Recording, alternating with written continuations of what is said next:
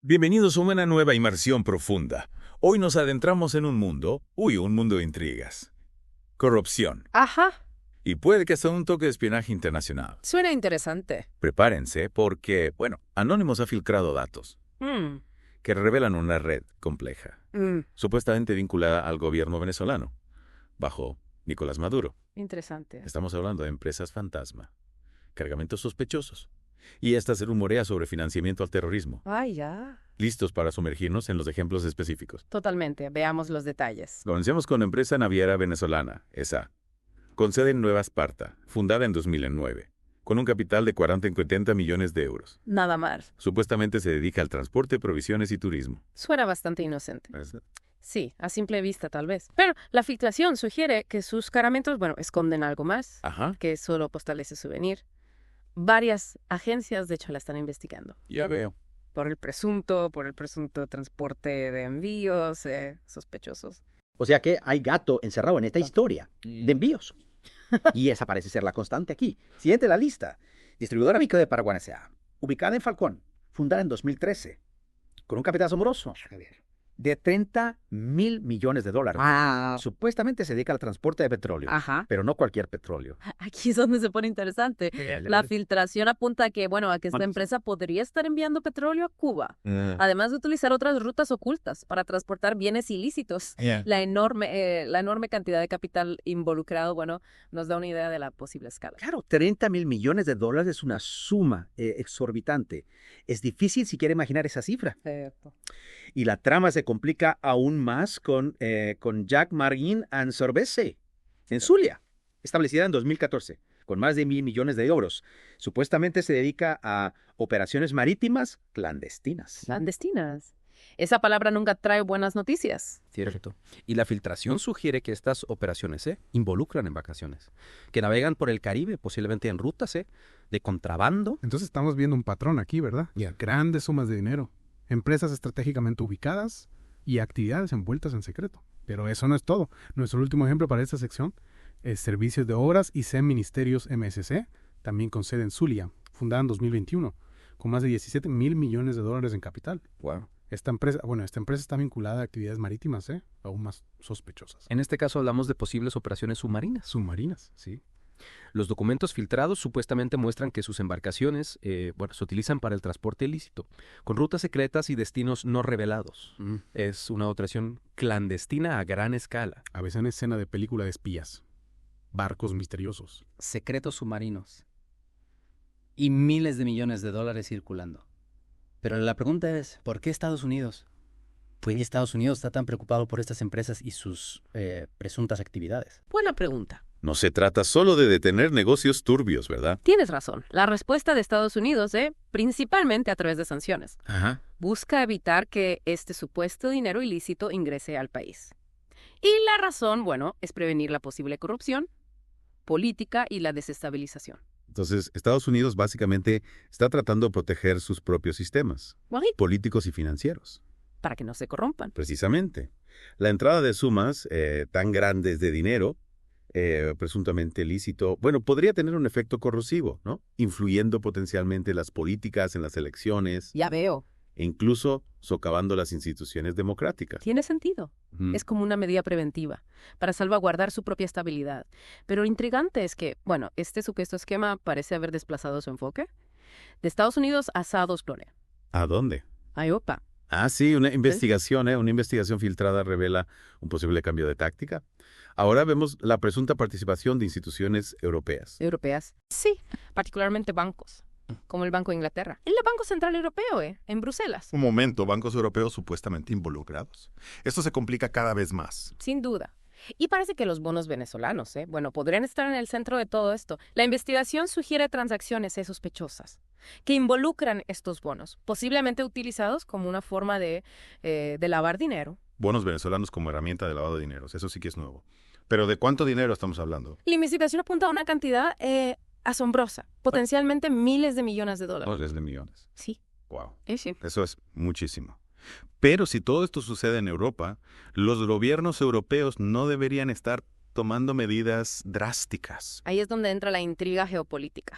La investigación filtrada alega que gobiernos, como el Reino Unido, Francia, y Bélgica podrían haber hecho la vista gorda a estas actividades, posiblemente por razones políticas o económicas. Entonces, es posible que algunos gobiernos europeos estén al tanto de estos supuestos esquemas, pero le hagan mirar hacia otro lado. Esa es una acusación bastante seria. No es sin duda. Y sí es cierto, plantea serias dudas sobre la supervisión.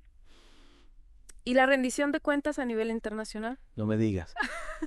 Pero en medio de toda esta charla sobre maniobras financieras y intriga internacional, no olvidemos el costo humano de esa presunta corrupción. Es importante tenerlo en cuenta. El dinero que supuestamente se está desviando es desesperadamente necesario en Venezuela para la atención médica, los alimentos y las necesidades básicas. Tienes toda la razón. El pueblo de Venezuela enfrenta circunstancias terribles y este supuesto esquema, básicamente lo está despojando de recursos que podrían aliviar su sufrimiento. Es desgarrador pensarlo.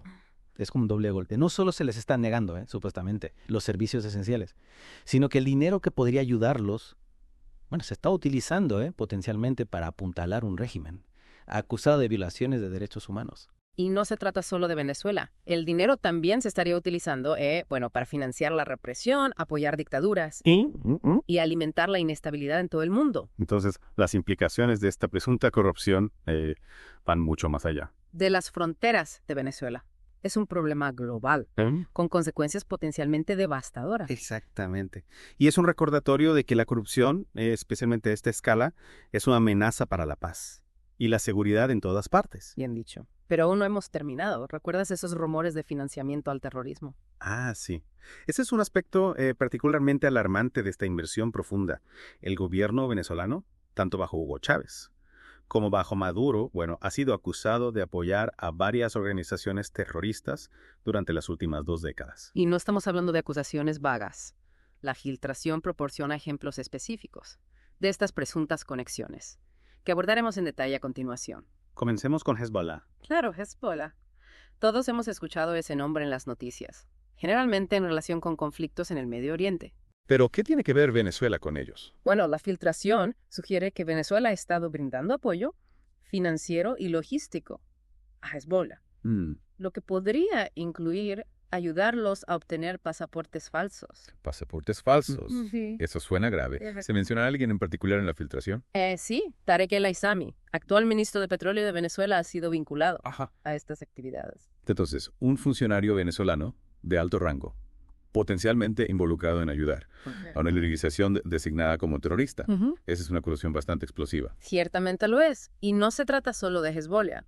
La filtración también apunta al apoyo venezolano. A grupos guerrilleros colombianos, como las FARC. ¿Y el ELN? Las FARC y el ELN. Han estado luchando contra el gobierno colombiano durante décadas. ¿De qué tipo de apoyo estamos hablando aquí? La filtración alega que Venezuela ha estado proporcionando armas, refugio y recursos a esos grupos, permitiéndoles operar desde territorio venezolano. Entonces, Venezuela está actuando, esencialmente, como un refugio seguro para estos grupos armados, potencialmente incluso ayudándoles a continuar su lucha contra Colombia. Precisamente, y las implicaciones de esto son significativas.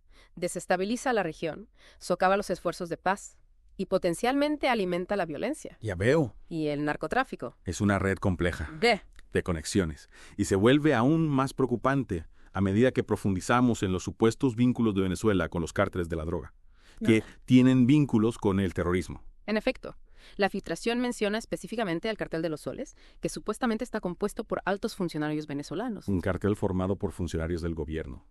Eso parece sacado de una serie policíaca. ¿Se menciona algún ejemplo específico en la filtración? Sí.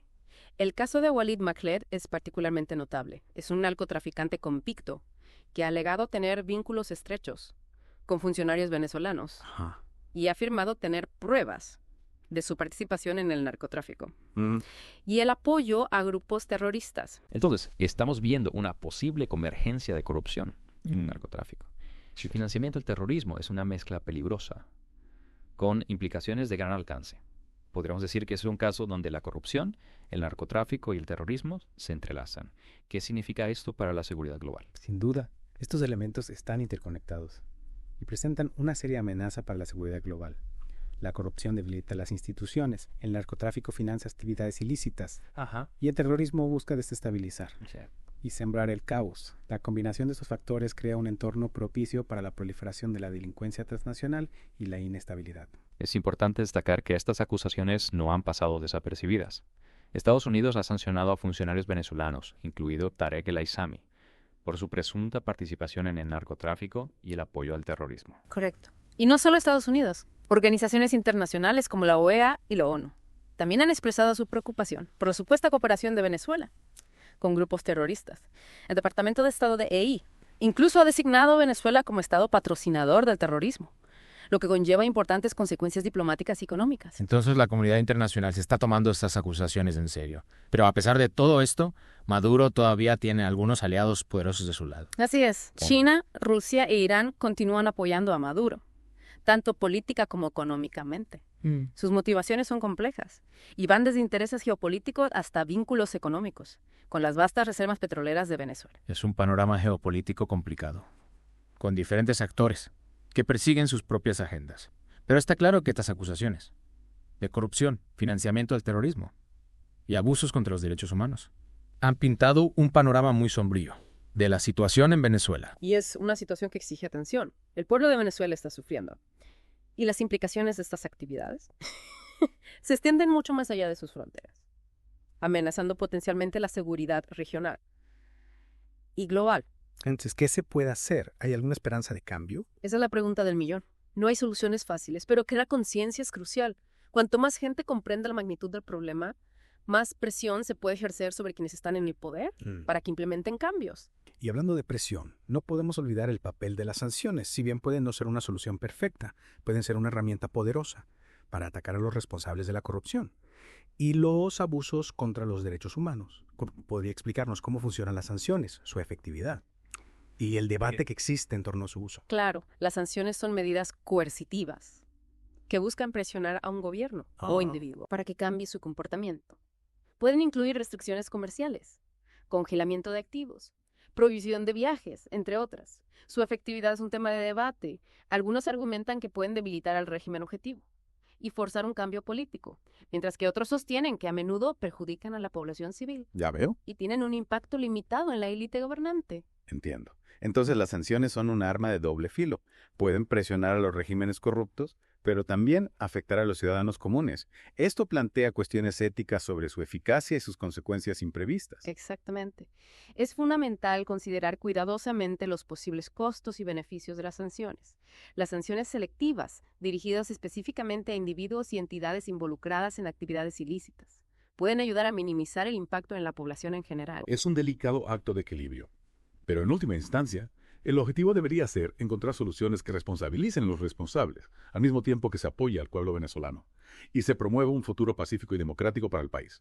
Pero Estados Unidos no es el único objetivo. Este supuesto esquema de lavado de dinero tiene tentáculos que llegan al otro lado del Atlántico. Y ahí es donde las cosas se ponen aún más intrigantes. Así es. Este entramado financiero nos lleva a Europa, donde, según las filtraciones, se lavarían miles de millones de dólares a través de instituciones europeas. Es sorprendente pensar en la magnitud de esta red y cómo se extiende por diferentes continentes.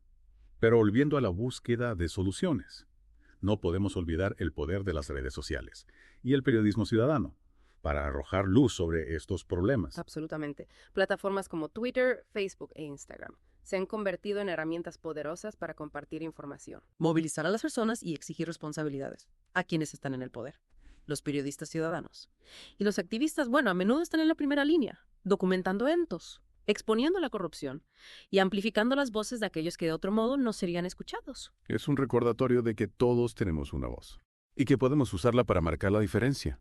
Pero también es importante ser conscientes del potencial de desinformación y propaganda, especialmente en el mundo en línea. Ese es un punto crucial.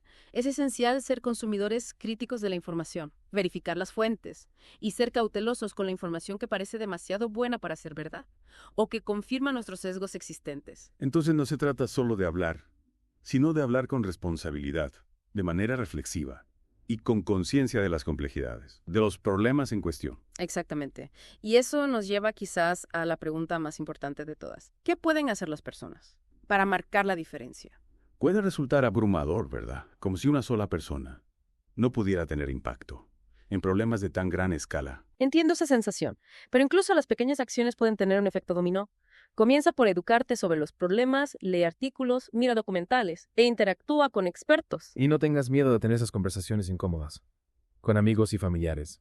A veces simplemente crear conciencia y generar diálogo puede ser un primer paso poderoso. Absolutamente. También puedes apoyar a las organizaciones que trabajan en el terreno en Venezuela, brindando ayuda humanitaria, promoviendo los derechos humanos y abogando por reformas democráticas. Y no subestimes el poder de contactar a tus representantes electos.